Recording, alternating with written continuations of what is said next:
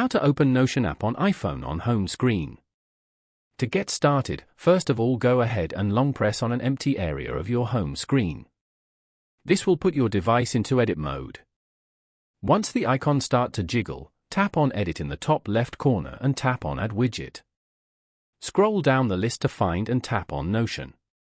Here, you can swipe through the different types of Notion widgets. Select any widget and then tap on Add Widget at the bottom. The widget will be placed on your home screen. Now, tap on it to set it up. A menu will appear. Here, tap on Choose. From the list, select the specific Notion page you want the widget to link to. Tap on Done at the top right corner. Now, tap your new widget, and it will open the Notion app directly to that selected page. Following these steps, you can easily open the Notion app on an iPhone on the home screen.